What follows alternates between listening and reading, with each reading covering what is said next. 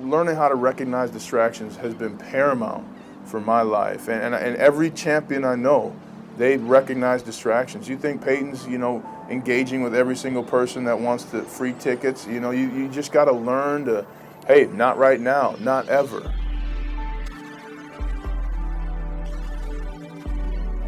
Welcome to Radically Loved Radio. I am your host, Rosie Acosta, yoga teacher and teacher trainer, mindfulness coach, speaker, and creative writer.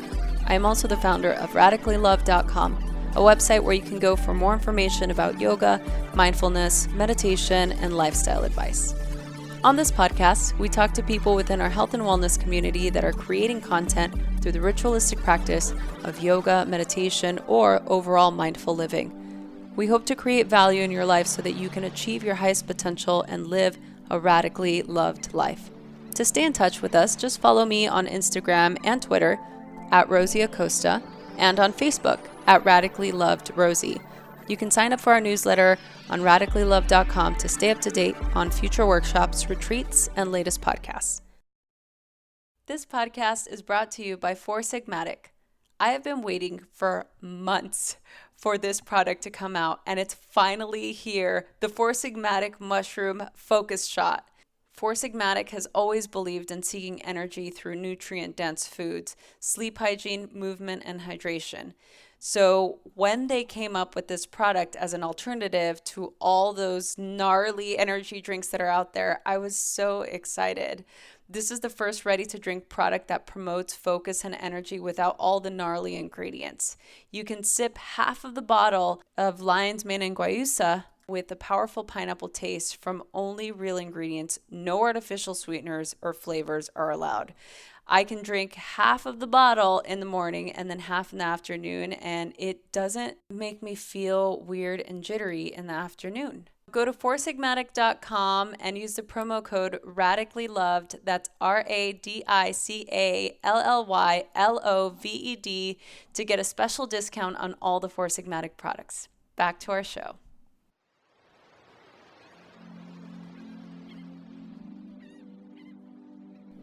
Hey listeners, we need your support. Help us by subscribing and rating to this podcast. Send us a snapshot of your review or comment, and we will send you a very special Radically Loved gift. Send your comment to info@radicallyloved.com. You can also click on the show notes here on this podcast for more information. If you want to be part of our community, please click the link to our private Facebook group on the show notes of this particular podcast so you can be the first to hear of upcoming trainings, retreats, and special Radically Loved events. Thanks so much for listening.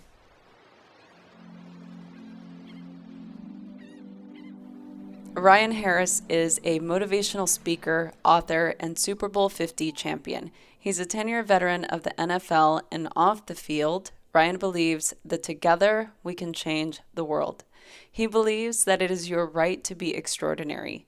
Not only is Ryan a dear friend and somebody I really look up to, in his latest book, Mindset for Mastery, he talks about his journey and all of the struggles and tribulation that got him to where he is today. Ryan continues to display his tenacity and his drive and really sets the example of what it takes to be a champion. I'm so excited to share this conversation with all of you, as this was one of my favorite interviews I've done to date. Here's Ryan Harris.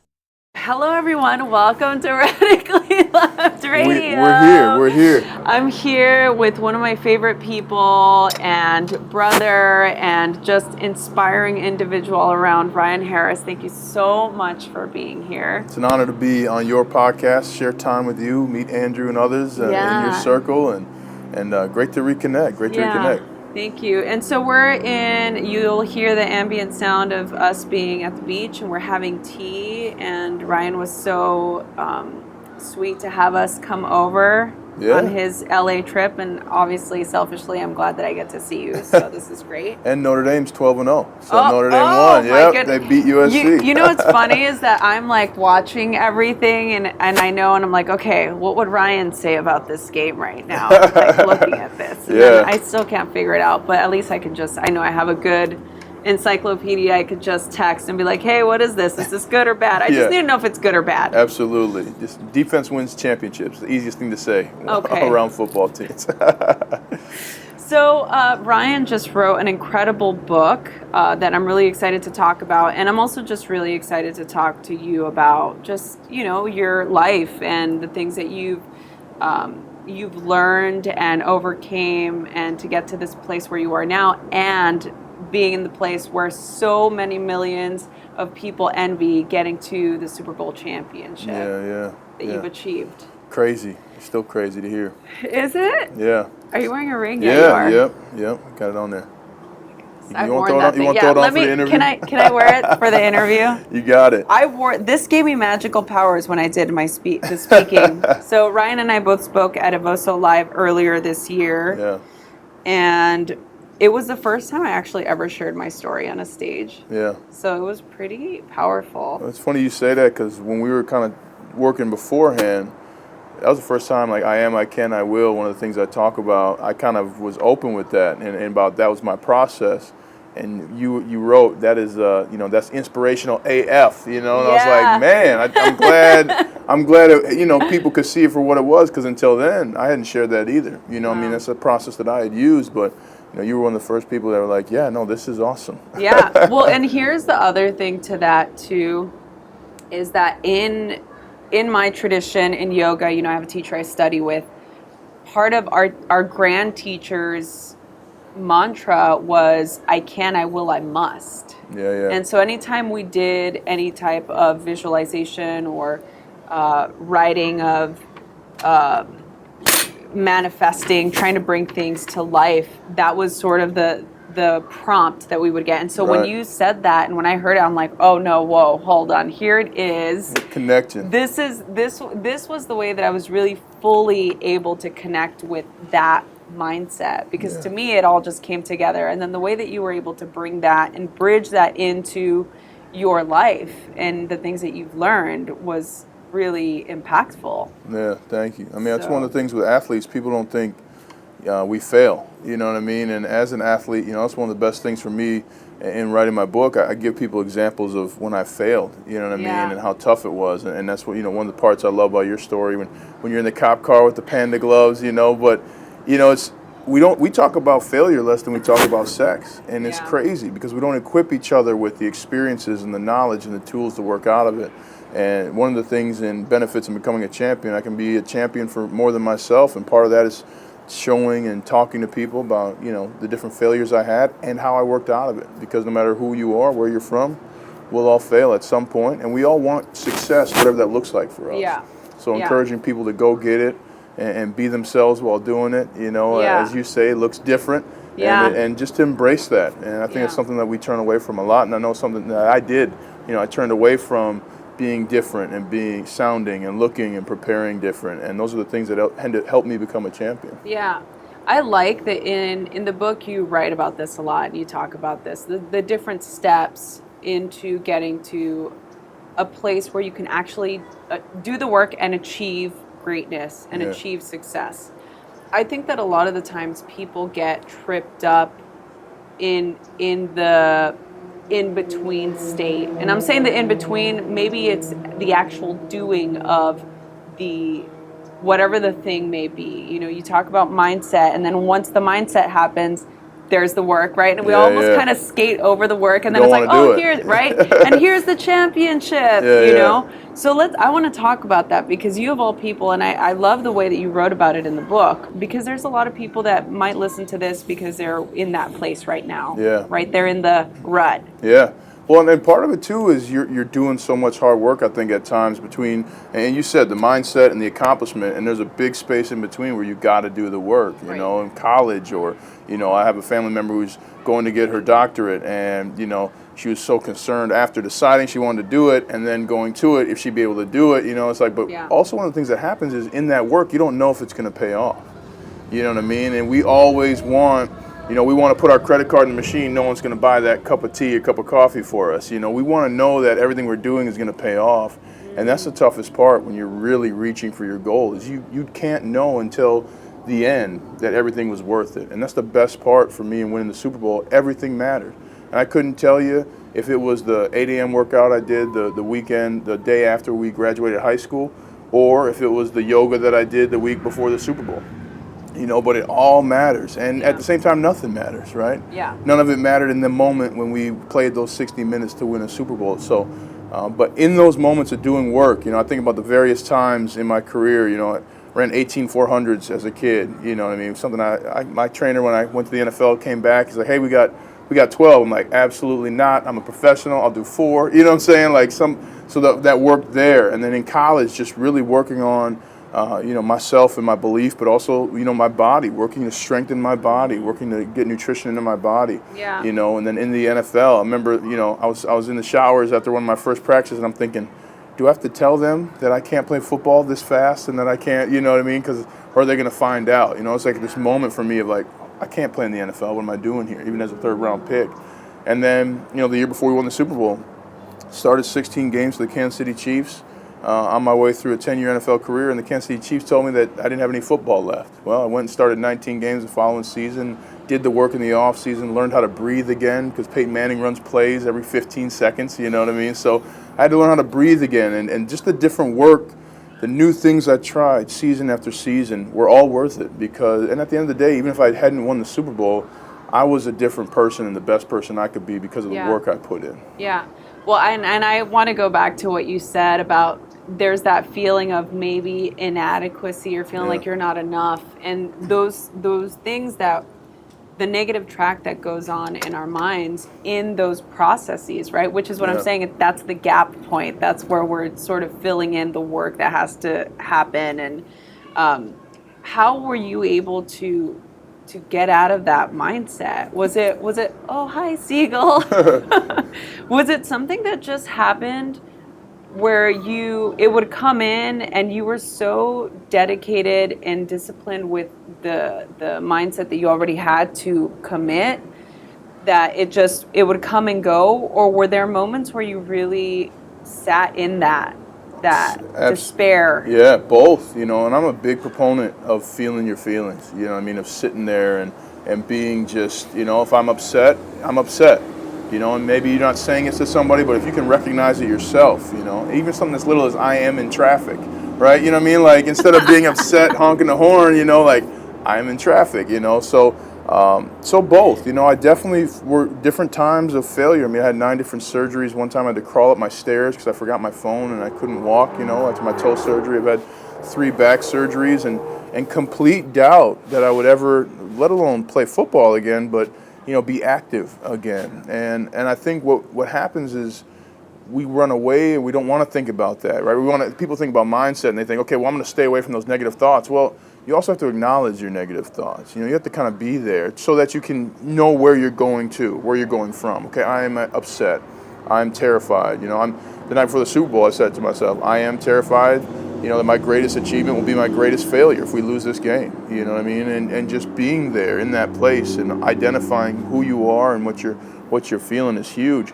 But then there's also something, as I said, like, it's both sitting there but also committing to that mindset. I realized early, and it was in college, that not everybody around you wants to succeed, even if they're in the same surroundings. And that was crazy. I mean, think about it, even in the NFL. Like, I would be in the NFL, and I was on teams, multiple teams, where we had great talent, but guys just didn't really want to be a champion. And it was inexplicable to me because it looks so similar, right? There's over 1,600 football players in the NFL this year, but only 53 are going to be champions. And it's because of their mindset and their commitment. So for me, it was realizing, and I had a college teammate who was going through the NFL when I was a sophomore, and he was like, a lot of the teams are asking me, if I party a lot. And I said, heck yeah, I party because I want to enjoy my college experience. What is the difference between going in the 5th round and the 7th round if I had a good time? Well, he went in the 7th round, and he stayed in the NFL for a year.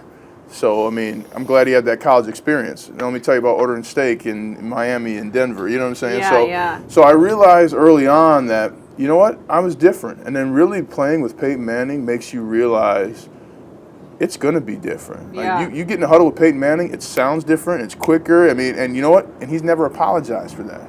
So all of a sudden I started surrounding myself with people who were elite and champions and who wanted to push themselves. And it does look different. It sounds different.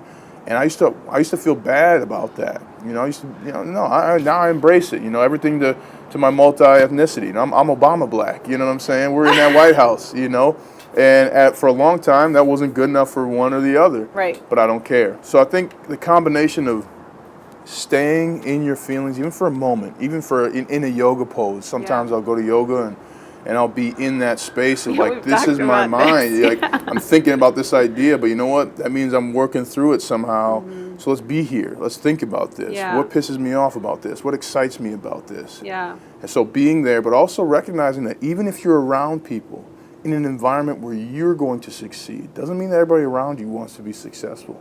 And that can be a powerful moment to have. Yeah, I think that's such a big issue with the people that are wanting to create a shift in their life, right? Yeah. Because if they have the mindset, like you said in the book, you talk about this, if they have the mindset, this is what will happen. Your life will begin to change and life will test you. Yeah. Right? Be tested right away usually. Yeah. So what does that look like for people? I think forgiveness is big, in terms of forgiving yourself for mistakes you've made, take yoga, for example. I want to do yoga every single day. That's not entirely possible. So instead of being it's possible, sure, but instead of being upset with myself that I missed yoga and going through my day because I didn't hit my downward dog, like, I'm just going to enjoy my day. You know what I'm saying? So I think doing something new is huge. People, to me, and I talk to a lot of people after speaking in the book and stuff, and they'll be like, well, I want to be different. I'm like, well, what are you doing differently? You have to do new things. I talked about having to learn how to breathe with Peyton Manning. I had to go to an MMA coach in my 9th year of the NFL now. So I'd already had success. I'd already been able to be successful on the field, but I needed to do something new. I needed to learn how to breathe again. Yeah. And so even my yoga practice was something new that athletes at the time, 15 years ago, not a lot of cats were doing yoga. Mm-mm. So do something new. And I always relate it back to, our relationships we're in. My wife and I, we go on different dates. Do we have our favorite places? Absolutely. But if I took her to the same place every time and expected our love to grow and expected us to get married from the same place that we went for pizza our first date, like, that probably is not realistic. Right. But so many of us do that in our life. Okay, I'm unwilling to move. I'm unwilling to go to a yoga class. I'm unwilling to say yes to a dinner with friends that really I just want to sit down and watch Netflix. You got to be willing to do something new. Yeah. And often just doing something new will, one, be one of your favorite experiences, but it'll just open you up to different things and give you a new perspective. Yeah. As somebody who's inspirational speaker and you really know how to motivate crowds, and this is it's part of the value that you want to give out into the world. Yeah. There's the people in your life that you've known that have the potential that have just somehow not gotten to the place of achieving greatness, and they ask you for help. I'm just curious, like, what do you say to them? Or even there's a story that you wrote about in the book where you talk about a friend of yours that he couldn't lose weight or something of that nature. Like, he was a talented that you couldn't get by on talent alone. Yeah. Right? Yeah. So what do you say? Do people like this come and ask you for advice? And if so, or maybe not, do you elicit your own advice? Yeah. Like, what do you say to them? Yeah, it happens a lot, And I think about one time a young kid had emailed me and said, hey, Mr. Harris, I'm a big fan of yours. I want to be in the NFL, and I'd love for you to, maybe coach me on the weekends or something, or maybe we can, throw some passes, or you can give me some tips. I said, absolutely.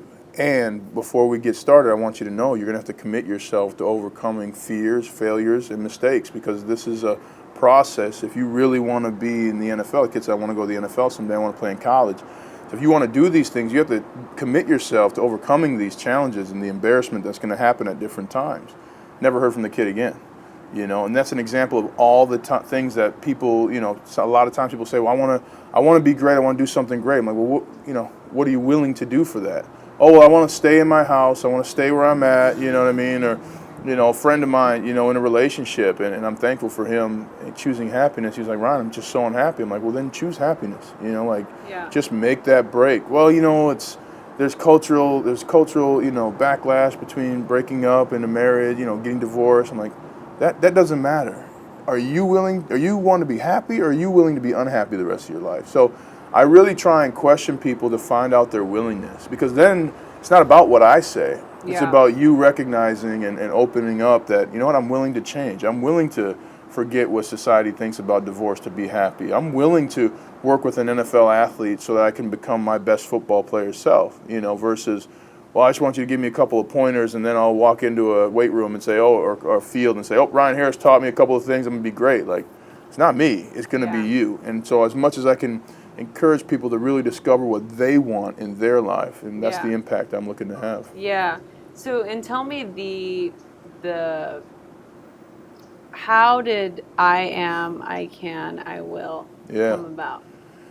I was cleatless on the football field. I had gotten literally, do we swear on the podcast? Yeah, you can swear. Okay, yeah. I literally got the shit knocked out of me. I was sprawled out, and sometimes when you get hit in football, you make sounds that you can't ever get back, So I'm like, just like one of those ones like the whole team kind of looks over, and I'm on the field outside of Knott Hall at Notre Dame, my freshman year in training camp, and I just was destroyed by this guy who he was a senior, and he kept beating me, and he kept, physically, dominating me in different drills. And so that night I was like, you know what? I am a college football player. I am here to play football.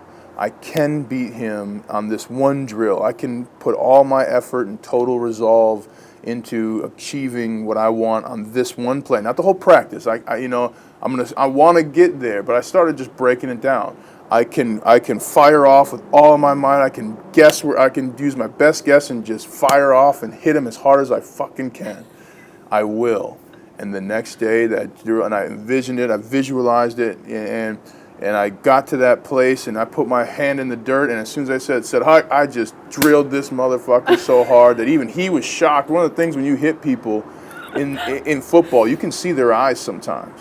So when I hit him, his eyes just shot open, and he was surprised himself as he was rolling back to the ground, and I got on top of him, and that changed my entire career. Wow. And so me understanding that I had a power not only to choose, I was cleatless the day before making groaning sounds and sounds that embarrassed me, versus, I'm going to focus on this one thing. Right. And, and I often think, like, what would have happened if he'd have done something else and moved and I went and fell on my face, But I would like to believe I had the willingness to do that again. Yeah. And so I continued to use that in different things, like even meeting my wife. I am, unmarried. I am someone who hasn't found love yet, but I can go ask this lady for her number, and I can go on a date. I will, I'm so glad that I didn't I haven't found love yet, so I'm not going to ask my wife for a number. You know what I'm saying? Right. But it's everywhere, and I used it in the NFL, and I use it as a parent. I am a new parent. I am terrified.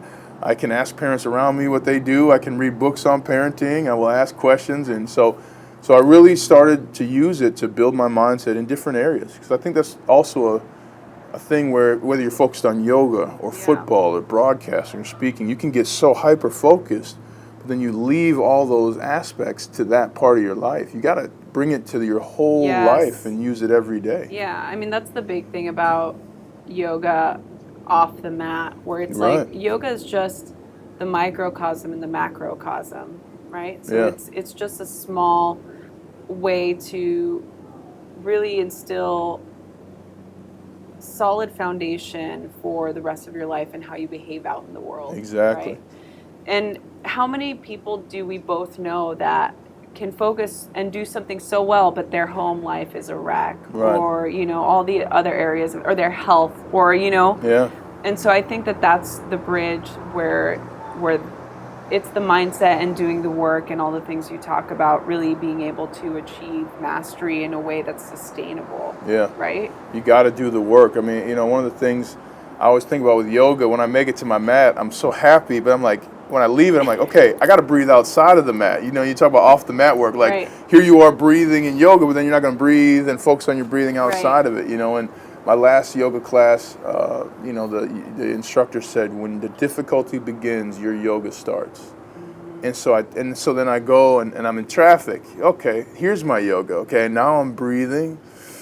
now I'm grateful that I have a car, you know what I'm saying? So it's like taking that and applying it to all the different areas in your life. And it really, I think, and we shortchange ourselves when we don't do that. And we really are not willing to go for success. And that's one of the things I've realized. Not everybody wants to be great. Not everybody wants to be successful. A lot of people want to be comfortable. And be okay that you don't want that. And be okay if they have feelings because you do want to be great, or you do want to reach your best self, or you do want to be happy. Yeah. I think we're just also such people pleasers that if we want everybody to feel the same amount of success that we do, or we want them to do the same type of work that we did because we want to help elevate other people, but that doesn't always work, right? You cannot just have Peyton Manning run a huddle for you in the play. Like, you have to run routes. I have to block, and one of the things is we always, Coach Tomlin at the Pittsburgh Steelers has a phrase, comfort seekers, like we want to seek comfort, and he would scream that in the middle of one of the sweltering hot practices. Do not seek comfort, gentlemen, and you're just like, no, you know what? I do want to seek comfort right now. I want an ice cream lollipop, you know what I'm saying, with some footsies and a pedicure. I want some comfort right now. But you got to know when not to, and you got to do the work. And that's one of the things you mentioned I talk about, picking up a shovel and digging. Yeah. Dig, dig, dig. Every building, every diamond was dug for. And so, too, you will have to do so in your life, whether you're a yoga instructor, a broadcaster, a teacher. You got to dig. You got to do the work. And that's what separates you. Because I don't want people around. You talk about having success. I don't want people around me to have the same success I've had. I want them to have their success that they've worked for. Yeah. And for me, if I can give any piece of tools or advice on how to build those tools, how to do that work, or how I did it in my career, that's what I'm here for. Yeah. Thank you. I love that. That's so good. I'm like, and we're done. That's it. I'm really inspired by the way that you've committed to your dedication to the visualization practice. Yeah, I huge. love that, because for me that was something that I did as well, and I love in the book you wrote about, it was the night before the championship, and you said something about like visualizing. You didn't even know what the bottom of the trophy would look like. I got like the chills thinking about it right now. Yeah. Tell us about that. Visualization is such a powerful tool, and a lot of people don't know your favorite athletes, whether men, women, sport, doesn't matter. Every one of the great athletes uses visualization. And one of the things for me, the night before the Super Bowl, I'd written down my goals. Overcome my fears and mistakes. Have fun, play hard, strike your target, and then it said raise the trophy. And I wrote those before the playoffs even started. So here we are the night before the Super Bowl, and I've carried this paper with me through 3 other games, and we get there, and I just visualized those different things. And I visualized holding the trophy, and for whatever reason, the Lombardi Trophy, for those who don't know football, is just this massive iron football, and it's got a stand underneath it. But when I was visualizing it, I could only see it from the bottom up. And I'd seen them in like cases and stuff, but I'd never actually touched one before. So I thought, well, that's weird. Here it is from the bottom up. I've never seen it that way. Well, 24 hours later, after we won the Super Bowl, Peyton Manning turns to me and hands me down from the stage the Super Bowl trophy.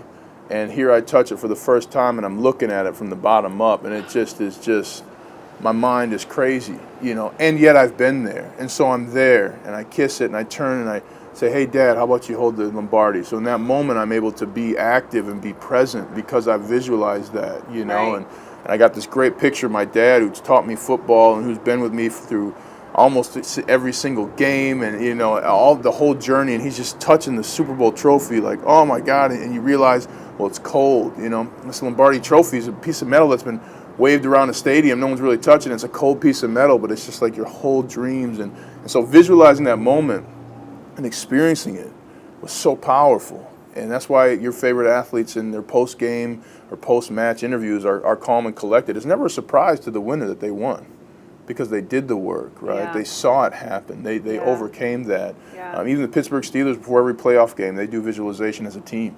Phil Jackson for the Los Angeles Lakers and the Chicago Bulls did visualization with his team. And one of my favorite things about visualization, you see who's not there. Ooh. You know what I'm saying? So like the night before a game, when I'm visualizing going in and playing a great game, one of the things I would visualize is getting a text, because everybody always texts you in the NFL like 2 hours before the game, like, hey, can I get a couple tickets? It's like, no. Oh, and that used to really bother me, you know what I mean? But it's like, okay, I'm going to get a text. I'm not going to let that bother me. Whoever it is, because it changes every week, no, the answer is no, and I'm not even going to respond. Right. So now when that happens, I'm just moving through it, and you realize who's not around you. You kind of get done with your visualization and you think, okay, well, why am I going to lunch with this person when they're not a part of any of my success? They don't make me happy. Yeah. I'm getting away from that. So visualization is so huge in that it shows you what you can do and also who's not around you. Yeah, I think that's so powerful. I've never thought about that because in my journey and in my path, I do the same thing. I'm huge into visualization. I mean, I do meditations on visualization. I mean, that's really sort of where my focus is. So when something happens, like the cover of a magazine, it's exactly what you're saying. I'm so honored and it's surreal. But to me, I'm like, but this is my path. This is where I'm going. So it just feels like, okay, it's just more winks from the universe saying just keep going. Yeah. But I like what you're saying about seeing who's not there, because I think for most people that's the thing that we don't think about, because we think, oh, unless everybody's here, I won't achieve this. Right. Or I'll be viewed as an asshole, or I'll be viewed as ungrateful, and it really took a lot of personal growth and toughness and courage on my part to be like that. One example, we won the AFC Championship game. We're going to the Super Bowl, and I get a text from somebody who I hadn't seen in 2 years. Hadn't seen this person in 2 years. And they texted, hey, congrats on going to the Super Bowl. Can you come by my kids' kindergarten class this week and get them pumped up for the game? And it's like, first of all, good to see you. How have you been? Second of all, no, And third of all, when I'm thinking about this, I'm writing out this text, and I'm just like, I'm not even sending this text. Delete, and just recognizing distractions can be huge. And I see a lot of guys in the NFL fall victim to that. I saw a young player at the Super Bowl, and I'm big on financial literacy to cats, and I'm like, hey, what are you doing with money? And he's like, oh, I'm good. I got good people around me. And I look. And his uncle's got a brand new leather jacket on, a fur hat, and 3 chains. I'm like, that's the guy handling your money, huh? That's great, but you got to be honest there. So I've seen guys fall victim to that, and I was myself. 1 year I looked, and I'd spent $20,000 on giving away tickets, and the next year I'm like, I'm not doing that. And by the way, people when you're in the NFL, they want to come in on a Friday night, and hey, what's going on in Denver? Hey, what's going on in Pittsburgh? What's going on in Houston? Like, where are we going to eat dinner? Like, wait a second, this is my Wednesday. I don't show up on your job on a Wednesday telling you, like, hey, take me out to dinner and, expect you to put me up. So I started telling people, hey, you're coming in Saturday night. You want to hang out? Stay till Monday, because I'm not doing this, So learning how to recognize distractions has been paramount for my life. And every champion I know, they recognize distractions. You think Peyton's, engaging with every single person that wants the free tickets? You just got to learn to, hey, not right now, not ever, not for the next 6 months. The year we won the Super Bowl, I'm not doing that. I'm focused on winning a championship. And if you can't support that, then we don't even need to be spending time together. Yeah, I think that also is something that's very on the surface of everything that we do with social media too, right? It's like, oh, here's this person that's doing this. I need to reach out to them and figure out how I can connect with them, or then it becomes the opposite, right? It's the comparison game, right? Where then for the people that are trying to achieve this mindset might get thrown off because I'm seeing how successful Ryan is, look at all the stuff he's accomplished in his life. How come I'm not there? Right. And to me, it's like, well, you're not there because you ain't doing the work. Right. You know what I mean? Well, yeah. And I would say, what decisions did you make? Right. Did you decide to, coast through college? Did you decide? And that's fine, but then don't be upset about it now. Right. And instead of saying why not and looking in the past, what can you do in this moment? And that's when we talk about I am, I can, I will. Can really focuses you on the present, puts it on yourself. Okay. Rosie's blowing up. She's got the podcast. She's got the meditation. She got 2 studios in LA. Girl, you're killing it now. Crushing it. All right. Oh, instead of me saying, well, why am I not as successful as Rosie? It's like, well, what can I do? well, I could start a studio, but you know what? I like yoga, but I like going to yoga class. I don't like teaching yoga. But you know, if I do like teaching yoga, I can take a teacher training. Okay, I can commit to that. I can finish that. You know, so instead of trying to compare, you know, look at what you can do, and that really helps you focus on your success and the reasons why you haven't had it. You know? How has your mantra helped you as a parent? Tremendously. Everything from you know, my daughter's a spirited child, and I've read books. My mother's a doctor in education and PhD, and she you know, gives me these books to read on parenting, and so I found out my daughter's a spirited child, much like myself. You know, so I would say things like, I am frustrated my daughter's not going to bed right now. I can give her space because she's different than my son, who, if you tell him to go to bed at 8 o'clock, he goes to bed and he just falls asleep. That's not my daughter. So I can understand that she's going to be different than him. I will give her space. I will not engage, and I will hope she's asleep in 30 minutes.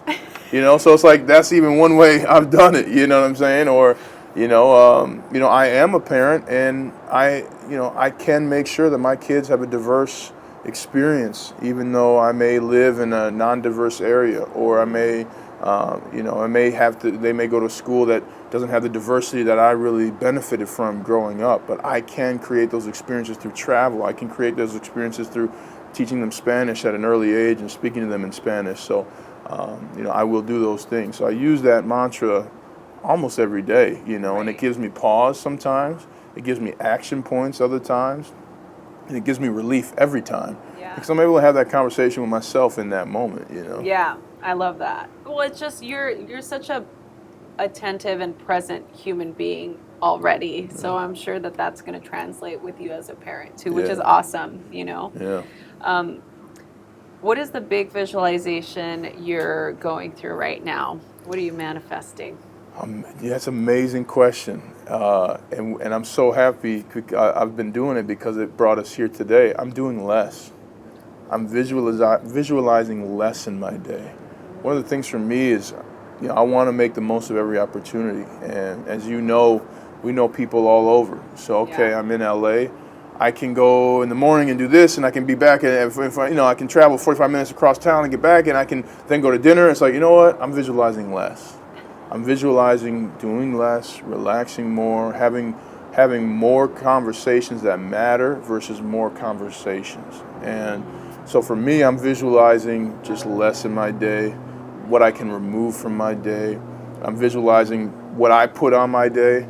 You know, like I was just in New York, and Notre Dame was playing Syracuse at Yankee Stadium, and Friday, the day before the game, in my mind I was gonna go work out. I was gonna go have a couple meetings, and I was gonna go across town to a radio studio and meet with them. And all of a sudden, after breakfast, I'm like, I can just get rid of all that in my day.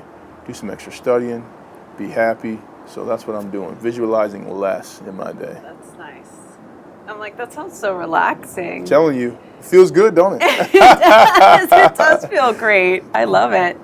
I think that one of the biggest things that I really love about athletes is the level of dedication and discipline that it takes to get from knowing nothing, because everyone starts from ground zero, right? Yeah.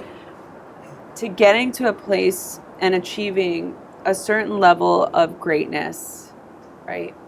I love watching all sports. I can watch any sport and be totally enthralled and in it. Me too. And excited, right? Because you understand what it takes for those athletes to get to that point. That's why I love the Olympics. Right? You know, Me the too. Olympics are like, man, they've been practicing this triple axel, or you know what I'm saying? Exactly. You know, doesn't even matter, you know? Yeah, and I think that it really takes somebody who's even experienced that in a small scale, that vision to feel that same sense of excitement for them, right? Yeah. So it's like for you, in seeing other athletes achieve greatness, you've gone to a place where you've achieved essentially the pinnacle that you can in your field. Yeah. It's the ultimate. Yeah. Right? You've done it. Met Obama. Right? You know what I'm saying? Yeah, I know. I said Salaam Alaikum to Barack Obama in the White House.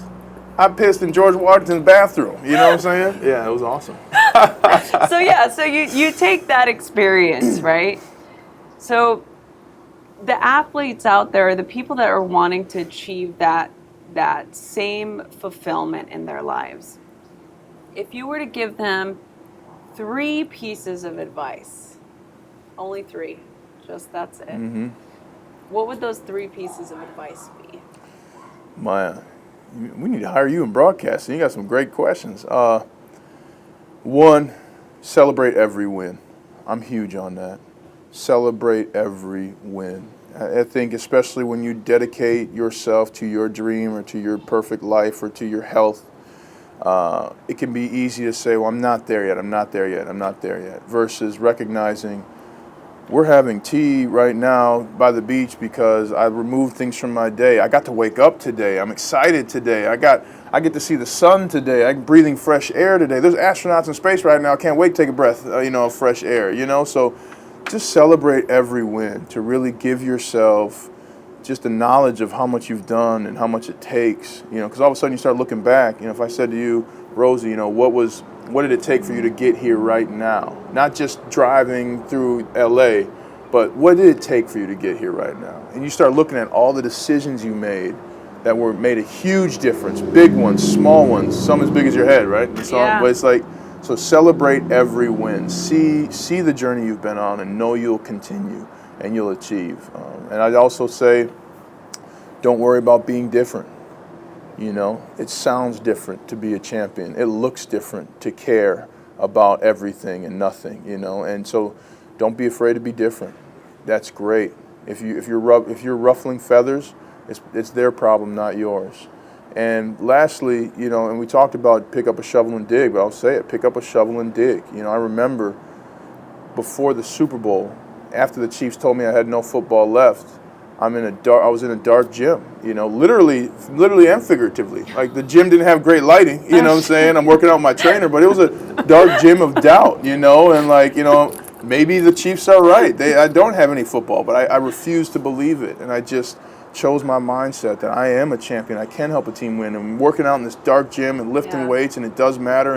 And then I, go to the Broncos and we win. So, pick up a shovel and dig and do the work when no one's looking. I lifted with Peyton Manning, and one of the things he does is he practices fumbled football snaps in between lifting. And no one sees that. That's not on a football card. That's not in an article that's being written. Yeah. But that's the level of commitment of work that he's willing to do. And that's the willing amount of work that you're going to have to do no matter what it is, the stuff that people don't see. And that's where you'll grow. Yeah. And I'm like, and on that note, just some rapid fire questions before we wrap. Word. What is freedom? The ability to do what you want and be financially independent. Freedom is not having debt. Freedom is knowing I can do what I want and being able to do so. What is happiness? Happiness comes from where you can be. Happiness comes from you, comes from within, not from without. That's one of the things I love about what you talk about is that moment when you went to that studio and recognized that you were responsible for your happiness. I mean, that's such a powerful moment. And I have people in my family who I think still, as adults, don't realize that. So happiness is what you want. What is love? Love is loving something or someone more than yourself and serving that every day when it's inconvenient, when it's convenient, when it benefits you, when it doesn't benefit you. It is unselfish, the most unselfish thing you can do. Wow.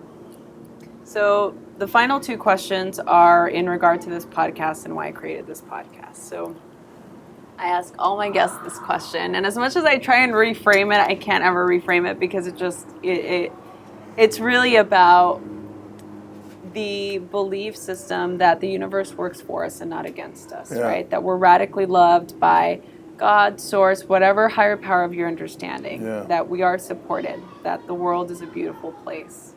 So the 2 questions for you are, the first one is, how do you feel radically loved? And then the second one is, what do you radically love? Nice. What makes me feel radically loved? My family. And we talked about it before, it's crazy how important I am to my kids and my wife, and I'm so lucky for that. But I feel radically loved when people share their time with me. Like just knowing you, for example. You're a very busy person on your way to XYZ, and to share time and to laugh together. I feel radically loved when I share time with people and smile and laugh. And then what do I radically love? I radically love my family. And I radically love the one human race. I love us. I love the best of us. I love the opportunity that the worst of us give us to engage and connect. So I radically love my family and us. Ryan, you're the best. Thank you so much for doing this. Thanks for connecting. Good to see you, sister. Champ. You know Good what to I'm see saying? you too. So for the people listening who want to connect with you, where can they go for more information, and where can they find you? Yeah, my website, ryanharris68.com. Shoot me an email, ryan@ryanharris68.com. Love to connect. Check out the book, Mindset for Mastery, on Amazon.com. And just keep following my sister Rosie and all her podcasts, all the people she's bringing to our lives.